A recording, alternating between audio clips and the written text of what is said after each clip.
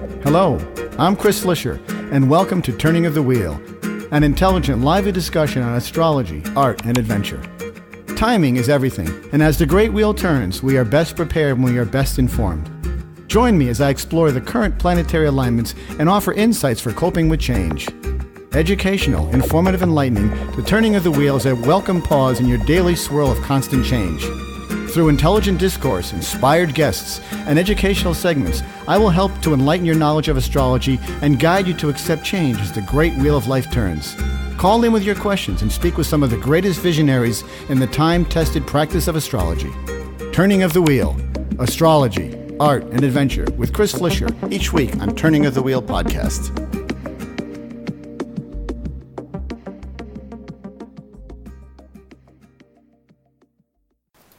Oh, hello and welcome to Turning of the Wheel. My name is Chris Flisher. As you know, this is a show about astrology. I've got one of my favorite astrologers on today as a guest.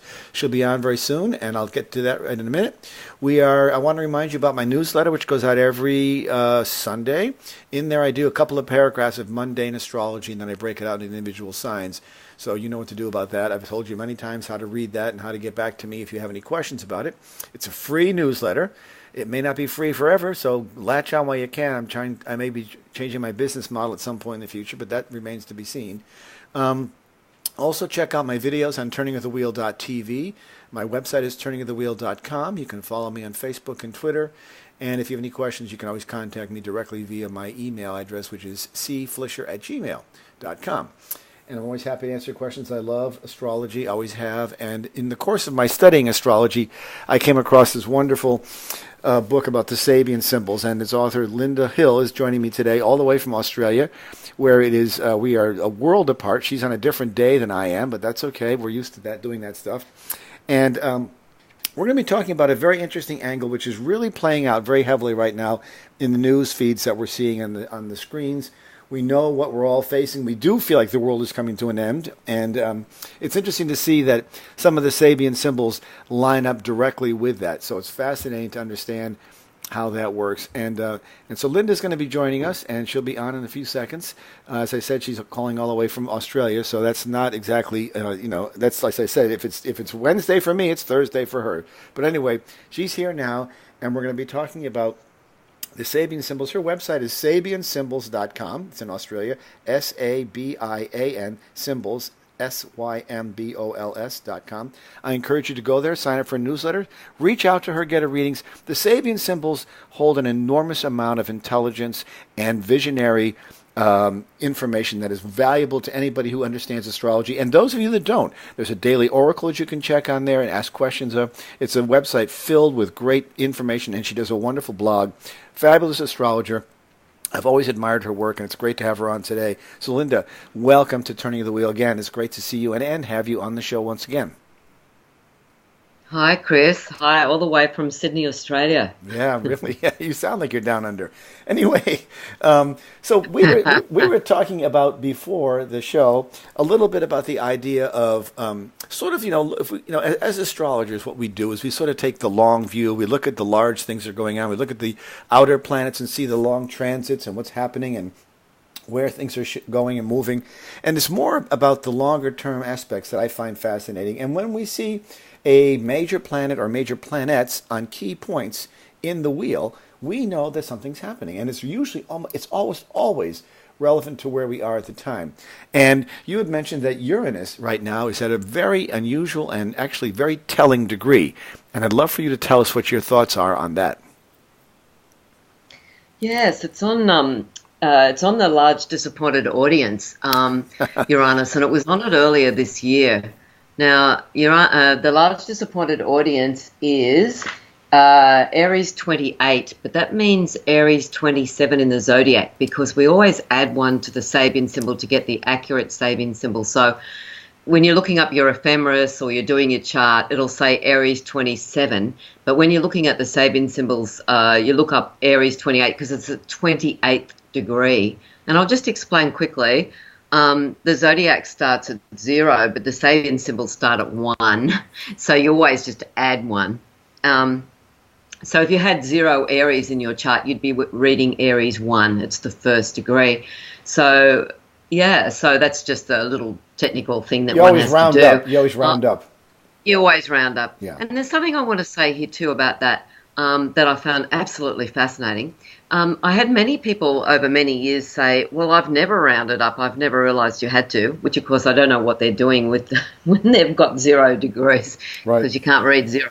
Anyway, but I noticed that they all thought, that the symbols worked spectacularly, amazingly, even if they didn't round up. Mm-hmm. And so that really led me to seeing that, the degree before the actual degree really works, and the degree even after the actual degree really works. And so I've been really concentrating a lot on the sequence of degrees now, and even looking at the degrees that are opposite. Anyway, I'm getting ahead of myself here with your question. You sort of bracket them. You do one before, the middle, Yes. and the one after. You get sort of a bracketing effect. That's right. Yeah, I like that. That's I like right. that, yeah. And they all work. And in fact, and then, of course, because of progressions and because of transits, the following degrees really work really well. Like even ones after that, Yeah, of course.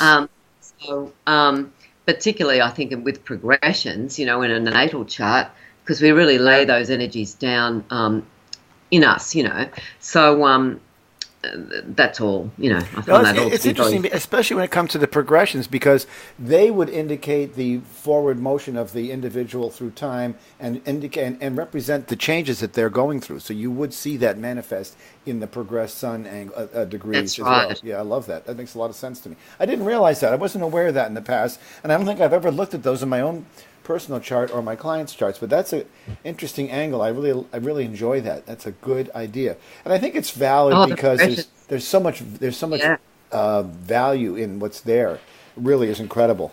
But what you said, a large disappointed audience, and when I read from your book, Yes. the thing is, it's just so damn accurate. Like because we are all disappointed right now. At least disappointed.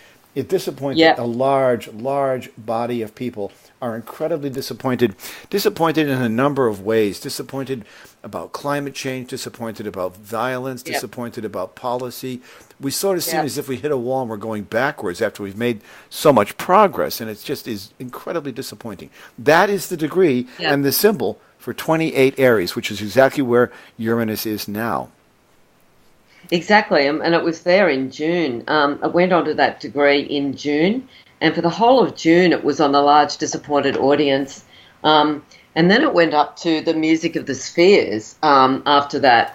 So we've had the large disappointed audience and then the music of the spheres, which is where Uranus went retrograde some weeks ago. Mm-hmm. And so the music of the spheres, I just absolutely love that degree. It really talks about astrology and numerology and timing and fixed stars, and it's obviously about music and harmonies and chords and octaves, and it's so fascinating to think that Elsie Wheeler gave birth to these Sabian symbols so incredibly randomly, seemingly, and yet there's the large disappointed audience right next to the music of the spheres. Now, I want to just point out that not everybody that has, 27 plus of Aries in their chart is going to feel disappointed. It can't be about that. It can't be that a whole degree is just about disappointment. The idea about that degree is really about, how do we see what we see? Do we measure it against, like, I didn't get a good seat, I didn't get the right tickets, I couldn't go to that concert, didn't get a parking space, my friend let me down. Is it all about that? And I think, no, it's not. Even though the large disappointed audience has seen many of us, including me, really quite disappointed this year, in the politics of the world, exactly as you said, the violence going on, the weather, I mean, here in Australia, it hasn't rained forever, and we're breaking record temperatures again and again all the time. We've just broken another month of temperatures for September. It's we're going into spring here, and we had hot days. So you're getting no water, no water. It hasn't rained. It's and Sydney normally has good rain, at the beginning of spring, end of winter, beginning of spring. So we've got many things to maybe, be feeling disappointed about. On the other side, on the other side of this equation, it can be where we go, well, I've got a warm bed, I have a meal each night, I've got my cup of coffee in the morning or my tea. I've got the ability to see my family or not, sometimes, our disappointed audience is about how we're not seeing people or we want to see people or, there's some people in our lives we'd rather not see. I mean, there's a million permutations, a million possibilities with this, but I think in many ways what is being asked of us now with Uranus, I really believe this very fully, is that this year is really showing us how we can turn our situations around by being our own audience, where we decide to not grumble. What I've been doing is I've really been noticing my negative thoughts. Now, I know a lot of us have been doing this, and a lot of us know to do this, but sometimes we forget. And so sometimes I've found myself, say, at the sink, I'm washing up, and some silly thought comes into my mind of disappointment or loss or something I wish I hadn't said or I did say or, whatever. And what I've been doing for some months now is I just go, no, not interested. No, not useful. No, don't have to think about that. That's the past. So the large disappointed audience can turn into the appreciative audience when we decide that we want to turn that idea around. And that's how I've been working with this energy and with my clients. I think it's really important that we, we might wake up and say, oh, gee, the weather's not that great today. And then you go, well, look, it was lovely yesterday and it'll be lovely tomorrow. I mean, we've got to really, realize that, there's people who don't have drinking water. And then, of course, we tune into social media like Facebook, and then we see what's happening in Puerto Rico, and we just go, oh, my God, and Houston. And, so we've had all this, like, layer upon layer upon layer. It'd be better if it was just cheesecake, but what it is, it's reality. We've had these layers and layers of disappointment. So where I'm going with this, and I find this so fascinating, and this is happening any minute, Uranus is retrograding back onto, through imagination, a lost opportunity is regained. Oh, it's the perfect. Previous degree. Wow. Yeah, that's perfect. Perfect. It is perfect. And so, we can adjust our expectations through imagination, and we can listen to the music of the spheres. So that's that run of 3 degrees there. Yeah, so, I like that. And as we're going retrograde over the through imagination, a lost opportunity is regained, we are being asked to really access those positive thoughts, And so, instead of getting up in the morning and going, oh, I have to make my coffee, then I have to do this, then I have to do that, it's sort of like, yes, I'm going to make a coffee. It's going to be great. I'm going to have my coffee, which I really enjoy. And then, instead of the grumbling. And a lot of us have got stuff to grumble about. It's not rejecting that. It's rewriting the story. Mm-hmm. And so what's also been interesting in amongst this for me, I really feel to share this with you and your listeners, is I've been listening to a lot of Neville Goddard. I don't know if you've ever heard of him. I haven't, Chris? No, I haven't, no. It's astounding. But the point I want to make before you go on, and I want you to continue, the point I was thinking about when you were talking is loss and disappointment also is an impetus or a catalyst for people to go the opposite. It serves Absolutely. as a function for people to move forward in some ways, because if everything was hunky-dory and peachy keen, we wouldn't do anything. So we have to have, in some ways, we need this hardship in order to move forward. So in that way, having a large disappointed audience is a valid point, because if there wasn't a large disappointed audience, we wouldn't make the steps to change. And I think this is what, more than anything else, these events and politicians and figures around the world are forcing us to take stock of where we are and saying either we accept it as it is or we fight back, which I think is also a good revolutionary theme that works well with Uranus. I think we do have to, especially, we've had, Uranus going through Aries now for some years, and we've sort of been realizing more and more about our voice. The thing with the through imagination, a lost opportunities regained, it's such a wonderful degree. And I think, it's showing us, and we're going to have it again because it's going to retrograde back over. I'll tell you the degrees and then I'll get more into, explaining it. It's then going to go over, it's then going to turn direct on Aries 25, which is 24 plus in the zodiac of Aries. Mm-hmm. So it's the double promise that reveals its inner and outer meanings. Oh, no, I've jumped ahead. I do apologise. The next place it's going to go is the man possessed of more gifts than he can hold. So, okay. So what happens is that we go past through imagination, a lost opportunity is regained. And then I'm just checking the timing here. Boy, these really do play. These really play in well to American politics, and Trump in particular. They really do. And, yeah, and then throughout November, most of November, in fact, just about all of November, it's going to be on a man possessed of more gifts than he can hold. So that's Uranus going backwards over that. And so we're going to have that throughout November. Throughout October, it's going to be mostly through imagination or lost opportunities regained. So the man possessed of more gifts than he can hold can be where we go, you know what, I've got a lot of clutter. I've got so many things in my garage, in my cupboards. You know, I've got clothes I never wear. I've got things I don't need anymore. I've got ideas that, you know, haven't worked for me and probably are never going to. I'm going to throw them out and get better ideas. You know, relationships that are no longer working for us. It's letting go of those things that no longer serve us or take up a lot of space, mental, emotional, physical, doesn't matter, all those things. But it also, the man possessed, and of course it can be a woman, the gender is not important. The man possessed of more gifts than he can hold can also imply that we have a lot of gifts, you know, like it's like, you know, we might be good at astrology, acupuncture, counselling, you know, gardening. You know, there might be so many things that we can do that are really good, and we might be wondering what of those things we want to specialise in or stick with. So the man possessed of more gifts than he can hold can be where we find ourselves juggling with all these specialities that we've got or gifts that we've got or abilities. And, you know, it can be where we go, okay, now I'm just going to concentrate on my astrology or I'm just, you know, for the time being, we don't have to do it the rest of our lives, but, you know, it's like finding that one thing or a couple of things so that we're not distracted by all these other things that can take up our time. And again, it can be really good where even, you know, decluttering can be a really big part of that because we're getting rid of those non-essentials.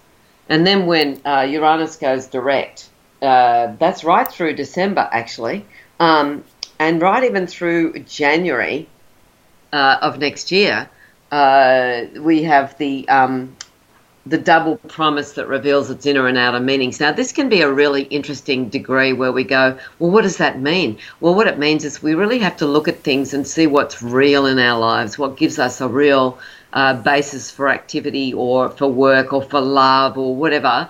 And sometimes we might look back and go, oh, I thought he or she said this, but I realised what she or he meant was this, you know, or right. I had the wrong end of the stick, you know.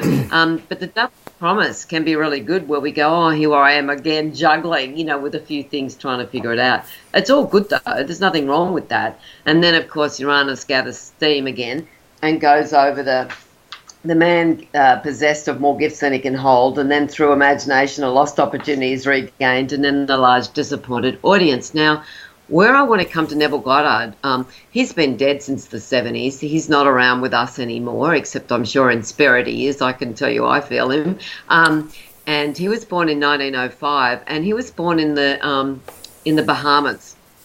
And he's first degree of Pisces.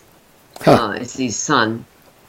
And what Neville Goddard says, I think you'll love this, Chris, I'm sure you've heard it before, but it's just the way his message is so good. He talks about the fact that we are Jesus, that we are God, that all of our lives are created through imagination.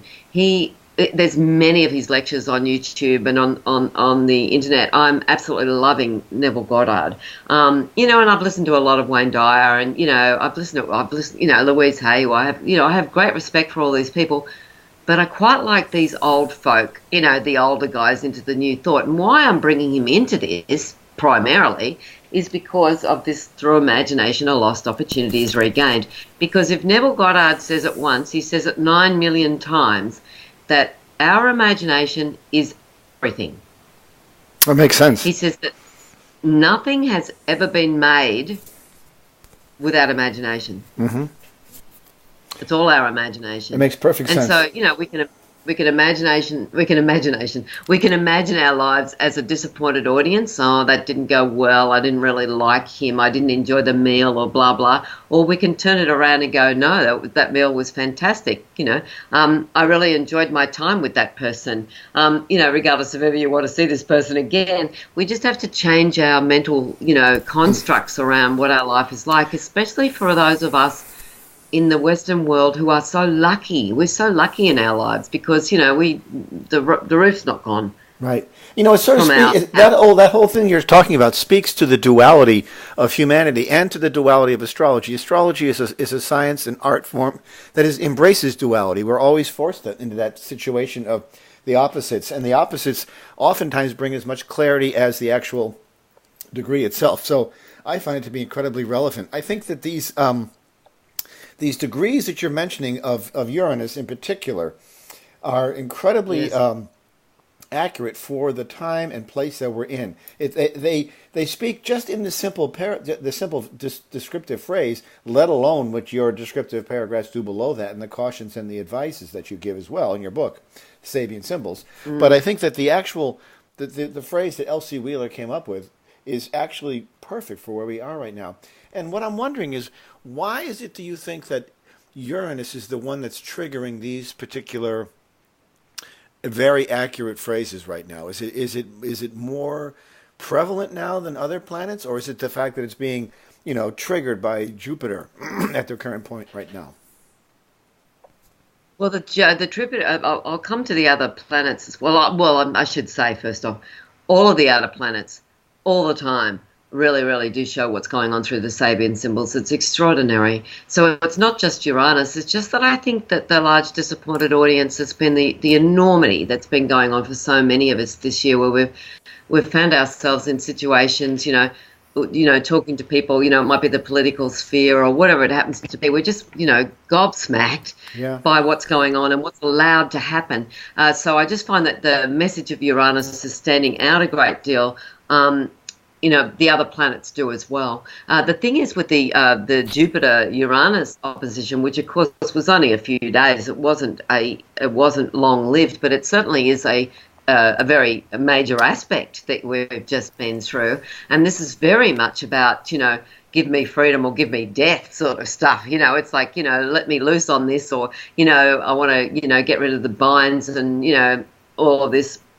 And we're seeing a lot of totalitarian type of government going on left, right and centre. Here in Australia too, I'm telling you right now, we're having a big vote on gay marriage here in Australia, which has really unleashed a lot of hateful stuff. We knew it was going to. They could have just changed the law. Instead of that, they wanted to have a vote on it, which they didn't need to do at all. They could have just changed the law like they've done in other countries. So many of us have seen this, and this is what's happening right now as I speak. We're doing this postal vote about gay marriage.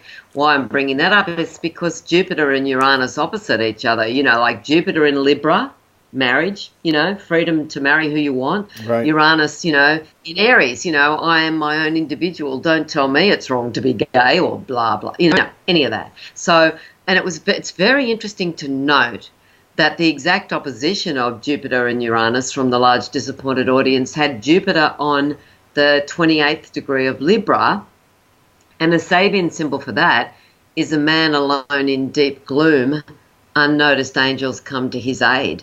So what I'm saying is that the 28th degree of Libra and the 28th degree of Aries both talk about disappointment, loss, upset.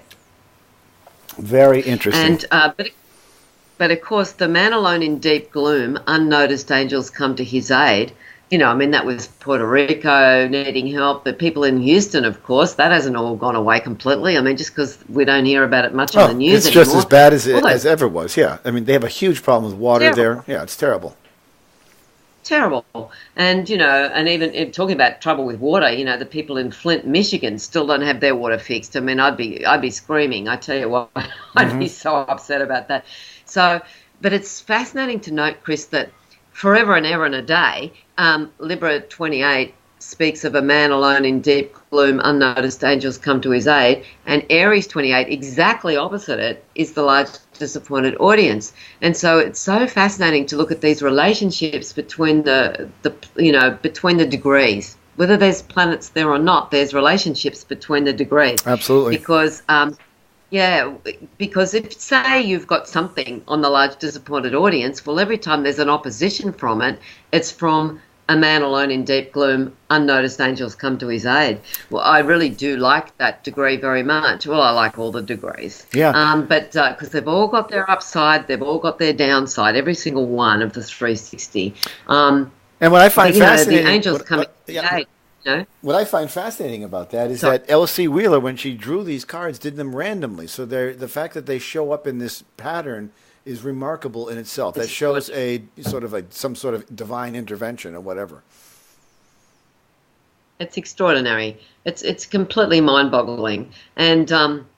And not only that, I mean, you couldn't actually do it, Chris. You'd have to have a computer maybe, and then what frame of reference could a computer possibly have to make this up? No, it wouldn't be there. Because, when you look at the oppositions, even the conjunctions, like, the degree before, the degree after, the whole thing is like a series, and it's like an unfolding of events. But I love the oppositions and the squares, and one day I'm going to write a book about the oppositions and the squares to all of the degrees, because they really show a theme. It's really quite extraordinary. So, with this large disappointed audience, we're really being asked to use our imagination. I just want to come back to Neville Goddard for a minute, because I just want to bring in one of the points I want to make about him. Was I didn't have his time of birth at all. He was born in 1905, and I knew his date. And so February 1905. And so, I did a solar chart for him. And there it was. His Jupiter is on Aries 27. Through imagination, a lost opportunity is regained. And he talks about imagination. If he said that word once, he said it 90 million times. So he concentrates on imagination. And he said that nothing was made without imagination in our entire world, nothing. And so he says we've got to use our imagination to our benefit. Don't be the large disappointed audience. And so I'm finding this to be of great. This is really helping me a lot. As along with, as we know, Chris, the astrology. I mean, the astrology is what's pointing out all of this. So it's such an interesting. Well, what I find fascinating is the fact that L.C. Wheeler did this back in 1929. Is that the year that she and 25. 25. She and Mark Edmund Jones said this. There was no such thing as this, and all of the cards when they were derived and described were all done randomly. And so for this to occur in this pattern really gives credence to the fact that this is some sort of coming from some other source that we can't quite figure out, and it's fascinating in that respect. So it's really, really amazing. We're talking today with Lynda Hill from Australia. She's the author of Sabian Symbols, a fabulous book. It's one of my all-time favorite astrology books. It's called The Sabian Symbols as an Oracle. You can find it at Amazon, or you can find it through her website, sabiansymbols.com. SABIANSYMBOLS.com. Fascinating work. And what you would do is you find your degrees of your sun or your moon or any considerable important planet in your chart, and you look at the chart, find the degree, and then go up to the next one. You round up in your numbers, and you'll find the degrees. And what's fascinating about it is that when you see significant planets on these spots, the words absolutely ring true. We're going to take a quick break. We'll be back in a few minutes, so stand by, and we'll finish our interview with Lynda Hill right away. What is your destiny? Where are you going? What is your real purpose? Do you know? Do you want to know? Of course you do. It's your duty to yourself. We are all here for a reason, and we all have great potential. Discover all of this and more with a professional astrology reading. My name is Chris Flisher, and I can help you. Discover your strengths and work on your weaknesses, and live your life to its fullest capacity. Based on your birthday, birthplace, and birth time, an authentic astrology reading will allow you to live your life to the fullest and reveal your true purpose. Only real astrology can give you real information. It is your destiny, and it is your path. Write me at chris@chrisflisher.com and book a reading today, or call me at 978-393-1036. That's 978-393-1036. www.chrisflisher.com.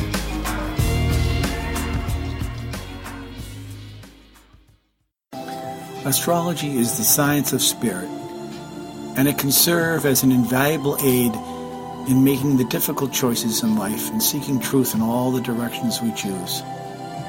It holds the potential to allow each of us to evolve to our highest potential. It is the logic of the universe, the code of existence, and the pathway to true wisdom. It is our duty to draw from it the instructions for our lives and to live them to our fullest potential. As the great wheel turns, we are best prepared when we are best informed. As the world shrinks and our barriers come down, diverse cultures are striving for harmony, balance, and peace.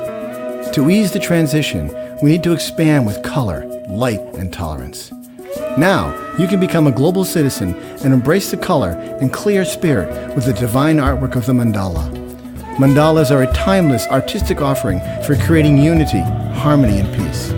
My name is Chris Flisher, and I've spent years creating mandalas, and they are now available online at www.turningofthewheel.com. Come and experience the world of color, form, and function with t-shirts, coffee mugs, note cards, and limited edition prints. These vibrant, lively paintings and products express optimism, oneness, and spiritual balance for all who use them. www.turningofthewheel.com. That's www.turningofthewheel.com. And enter a world of possibility and color.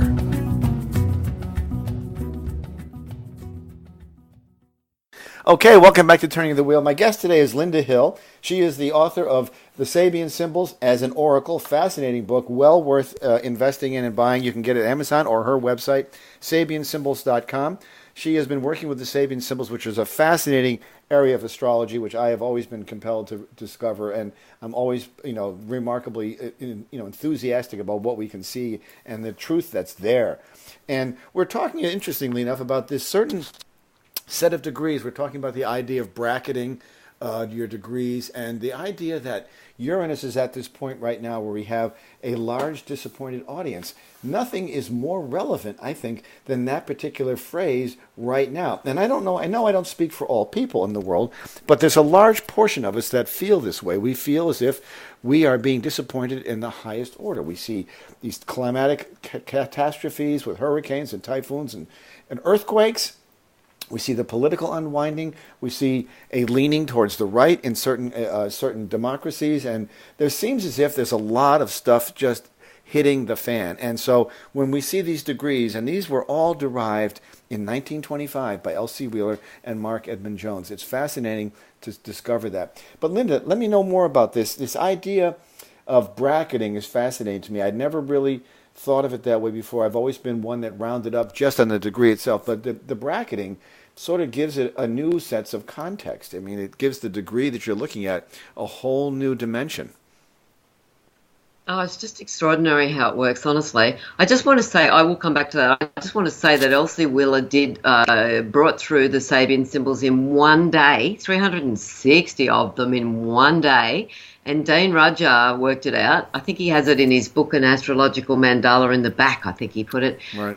That he worked it out that if they work for 8 hours, she saw this degree. It was told to her by a brother of the Sabian alchemist. That's another story. The message came through to her from a brotherhood, apparently. And Mark Edmund Jones wrote it down on the card. Then he'd discard that card, shuffle the cards, take another one randomly. She'd see an image. He'd write it down. He'd discard that card. She did it every minute and a half for 8 hours. Wow. Amazing. Just open channel. Just her antenna was up and she was just receiving. She was always, she was quite extraordinary spiritualist medium, obviously, and she was racked with arthritis. She could barely hold her head up. She could, she was only just, being able to use her hands. Mm-hmm. She had arthritis from the age of 3 and was confined to a wheelchair her whole life. I mean, this is a woman who was in the house, at the home for the incurables for almost 30 years. In St. Louis, Missouri, and then moved to California. So, she's an extremely incredible woman. You can look at any degree and look at the degree before and the degree after, and it will illustrate your life. Even with my own, I won't go too much in my own, but my sun degree is the 29th degree of Scorpio. the Indian woman pleading to the chief for the lives of her children.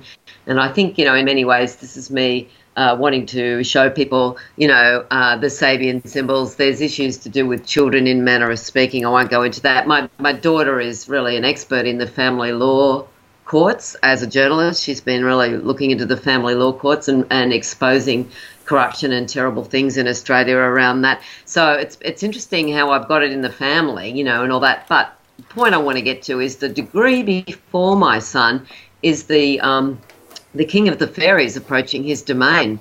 Well, I lived in 11 houses before I went to high school. Wow. So I was always approaching my domain. I never knew where my domain was. I didn't know where I belonged as a child. No stability. And then, of course, now I have my domain. I do have a place I feel I belong. I have a family that I belong in.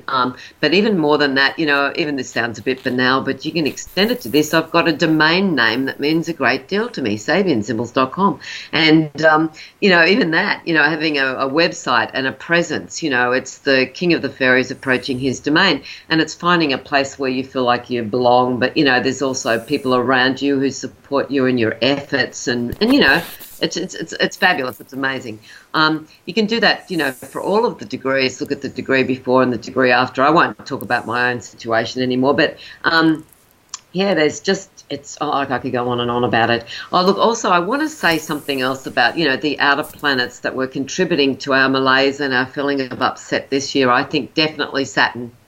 Oh, for sure. Saturn this year. No question. Yeah, no question. Absolutely. It's just sat like a lead weight on 21 plus of Sagittarius, which in the Sabian symbols is Sagittarius 22. Now that degree is the Chinese laundry. Now at first we might go, well, so what? Well, the Chinese laundry can have a lot of us feeling like we're just churning it out. We've got to churn out our work. We get paid $2.50. We're not getting, a lot of us aren't earning enough money. We feel like we're maybe not being taken seriously, not being appreciated. We may feel like we've been, not everybody feels like this. I mean, I'm overstating it a little bit, but, this is what some people definitely feel, that some of us feel like we've been the shutters are up, and it's only those people from our same community or understanding or language can understand us. The Chinese laundry can see us really being feeling like we're isolated, not rewarded, not being taken seriously. But more than that, even that brings up for me. Politically, I saw it very clearly as money laundering.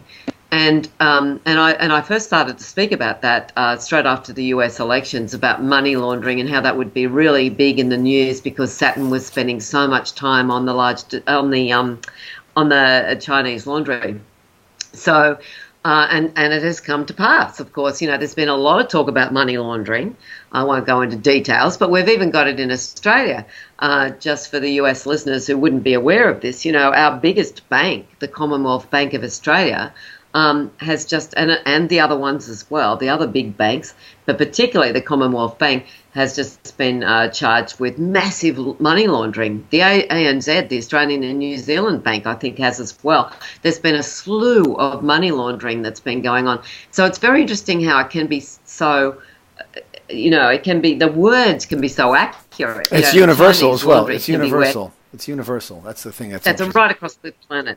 Yeah. Yeah. It's in Europe. It's it's on that degree in Europe, and it doesn't have to do anything to do with China. Although China's been a lot in the news, like really a lot, and we're North Korea and the whole thing. It's all a bit. We've got to be careful of the Chinese laundry in many, many ways. But here's what's also interesting: is it spent months on the immigrants fulfilling the requirements for entering a new country. So. That's Sagittarius 23. So when a planet so 22. When a planet stations like that and sits on a degree for quite some time, we see a prolonged impact of that influence. Right. Yeah, it lingers. That's right. Mm-hmm. Yeah, that's right. And here's the other really interesting thing about Saturn, I think, is that some months ago, I'm not being exactly, I haven't got it in front of me, but it went. Saturn went retrograde on the 24th degree of Sagittarius, which is the bluebird of good luck and happiness stands at the gate of the cottage. so many of us felt like we just want to have the picket fence, we just want to have, our nice lives, and have our kids and have our grandchildren and, be able to go to the shops, go to the store and get our food and, and be happy and just radiate good luck and happiness. Well, Saturn going retrograde on the bluebird of good luck and happiness, many people were going, I don't feel lucky, I don't feel happy. Because it was Saturn. Of course, Saturn can bring our rewards. It doesn't have to be that Saturn's just this big bugbear that, it causes us a lot of problems. I think that, as Saturn's going direct again now over the immigrants, and it was really interesting because that was all around the US election, the immigrants Immigration was a huge topic here. Huge topic here. Yeah. Absolutely. And here in Australia, too, I'm here to tell you, and we've got a lot of really bad skeletons, not even in the closet yet, about all of that. Anyway, right. That's right. No, it went retrograde. I do apologise. It spent a lot of time on the bluebird of happiness where it went retrograde on. It's early in the morning here for me, Chris, right. So I'm sure your listeners will be. Of course they will. It went retrograde on 27 plus of Sagittarius. Mm-hmm. Well, what I think is interesting about this is that you mentioned how we all sort of want our comfort levels and all that, which is natural. But I would argue that is a false desire in some ways, because we know that life is difficult. And the fact that life is difficult forces us to reconsider and to be faced with situations that test our mettle, so to speak. They test our character, and they test us. And that is where growth comes from. That's where progress comes from. And without those without those difficult aspects and challenges and issues coming to the forefront, we would not respond. We would sit back on the sofa with a bag of chips. We can't do that. So this is where life has its difficult moments, and they are valid in that but as long as you have to do, you've got to approach them with that in mind. Say, listen, and of course we all know things are temporary. Life will move on. We will make progress. But I think some of the things that we're seeing are precipitating events that will force us out of complacency into action in some ways. Having this blowhard as a president in the United States, we are going to reject that. We are going to fight back against that. We do not want a white supremacist for a president. We want an average everyday man. We don't want a spoiled little brat. We want an everyday man someone who speaks for the soul of the country, not who's running his own agenda. So these are they're wake-up calls. Without the wake-up call, we wouldn't wake up. So that's what we have to do. I agree entirely, and it's very interesting to note also where Saturn spent weeks and weeks this year, straight after the inauguration of Donald Trump, was on the chubby little rich boy that rides upon his hobby horse. Oh, my God. Could that be any more appropriate? And the exact square to that, this is where it gets really interesting. I love the squares and the oppositions. The exact square to that is the purging of the priesthood. And that is where Chiron spent ages and ages and ages and ages and ages, a year and a half ago, the purging of the priesthood. In Australia, we had the Royal Commission for Sexual Abuse. Mm-hmm. There was a lot of sexual abuse in the church that came about from that. The purging of the priesthood is where we go, oh, look, we just can't allow these people, person or people, to be in charge of our direction. We just can't allow these people who abuse their authority to be doing this. And so it's fascinating. It brought the Catholic Church to its knees, and it may very well be its undoing. There are churches in the United States here that were once thriving parishes that are now for rent. I mean, how can you rent a church?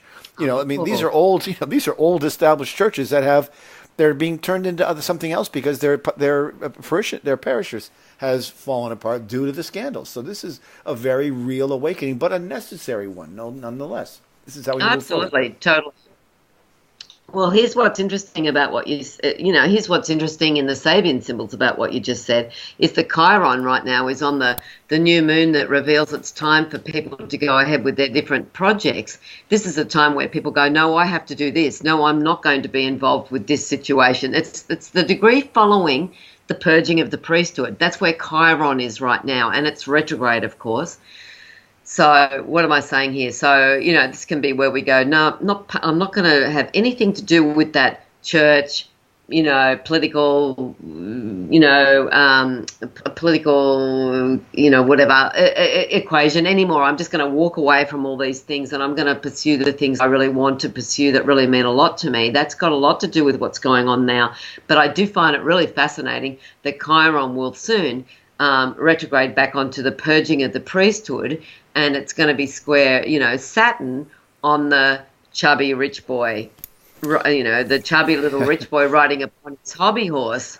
So, it's like, no, not good enough. Your actions aren't good enough. You don't live up to your promises. The purging of the priesthood is like abuse of authority. And here's something else, seeing that you opened up the word Donald Trump, you didn't say it, but, you opened up the idea of the current president of the United States.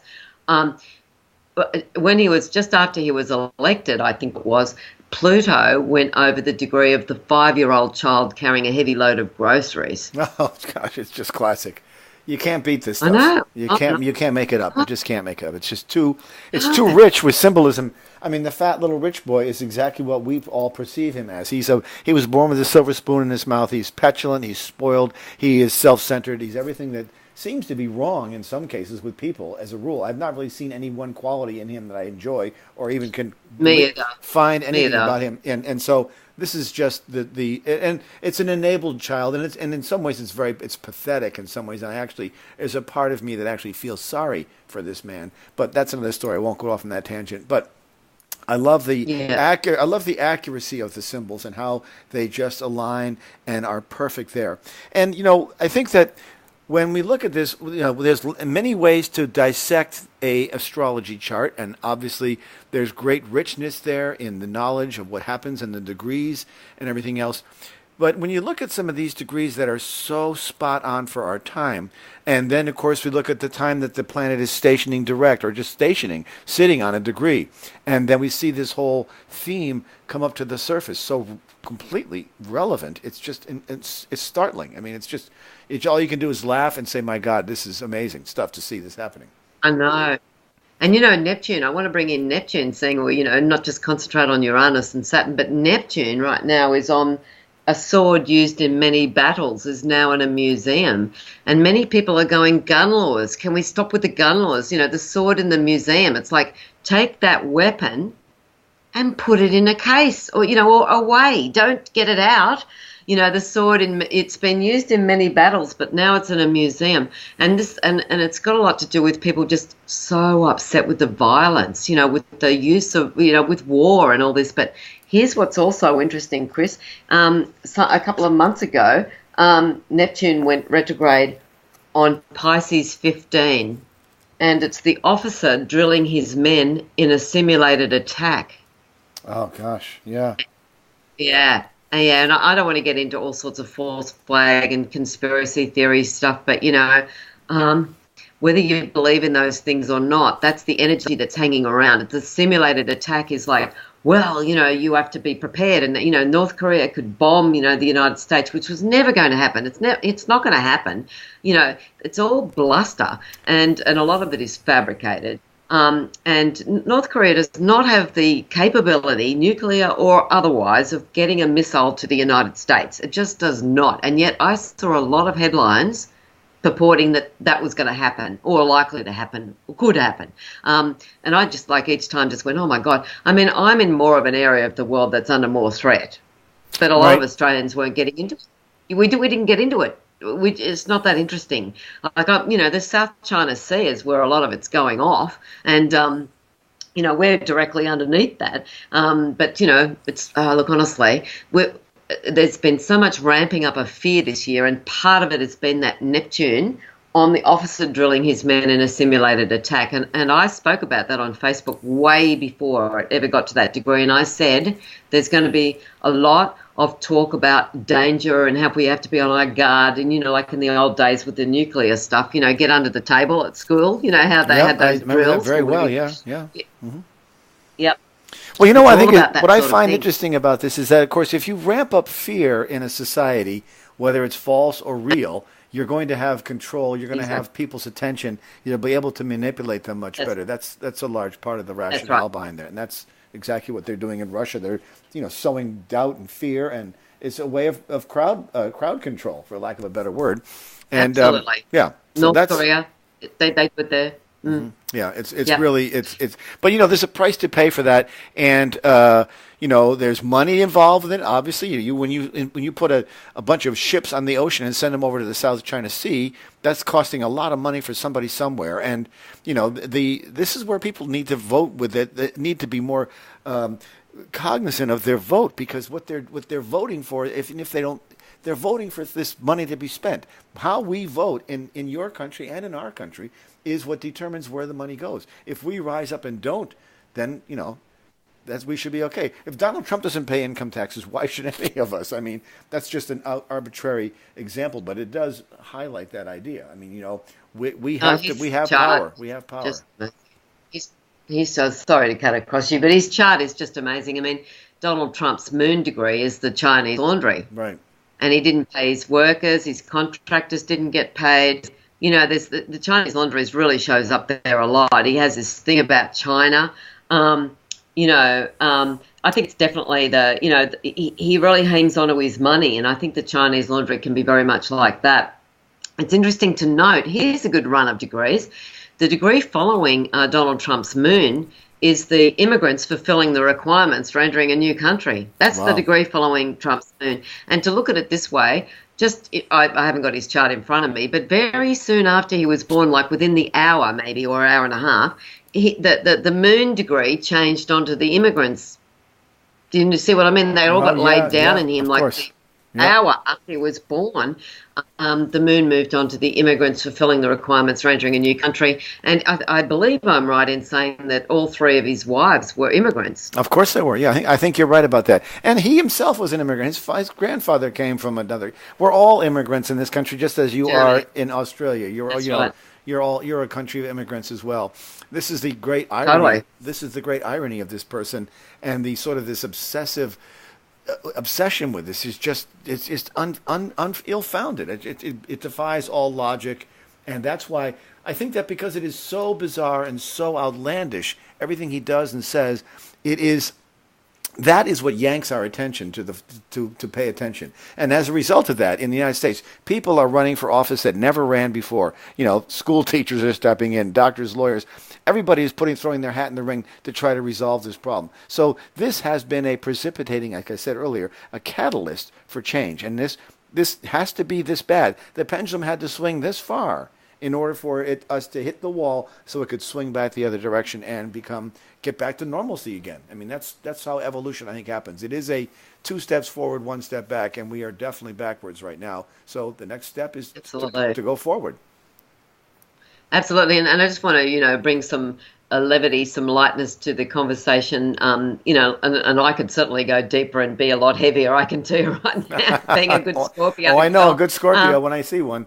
Oh no, I really can go there. But I think it's rather amusing to note that Hugh Hefner died. I don't mean that's amusing, but he's just died right on Pluto going direct, right on it. Right on the dot. Pluto. Yep. Right on it in Capricorn, and the Sabian symbol for it is the girl surreptitiously bathing in the nude. Oh gosh, well, jeez. I mean, when you see this stuff, you just have to marvel. You have to marvel at the ability for them to see forward. I mean, how did they know? How did she know this? That's just incredible. I think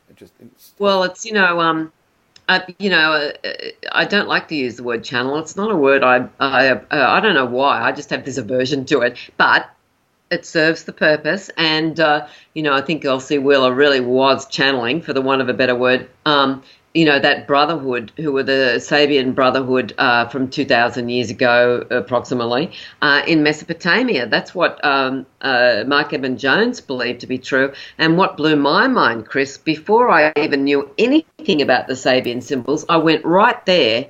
I was 100 kilometres from where the Sabians lived 2,000 years ago. I travelled right there in 1976. I was drawn to go there. I was engaged to be married, and I said, I'm sorry, I can't get married and be Mrs. Chiropractor living in Australia until I've been to Iran and Iraq, Mesopotamia, Turkey. And when I was there, I thank God for bringing me home, and I didn't know why I did it. Wow. And then, of course, I got involved in the astrology years later, like really full on. My father was already an astrologer, but he didn't know anything about the Sabian symbols. He never spoke about Mesopotamia. That didn't ever come out of my father's mouth. He was, he was interested in, he was a Edgar Casey healer, my father, and he was also into astrology. He used to predict the unborn, the sex of the unborn, and he got it right every time. Wow, that's very interesting. Always got it right. I don't even know how to do that. I'm not interested in that. It's not my forte, but he did, and he. So it definitely it is carried through to you. But I think that what this conversation has proven to me, I already knew this, but this has reinforced my opinion, or my depth of understanding at least, is the value of understanding the symbols and what they can portend. And each symbol is met with its opposite. So this is where the duality of astrology comes in, where we have the opposites baking back and forth, and they both reflect each other, and they provide a common theme from which we can draw enthusiasm and support and hope.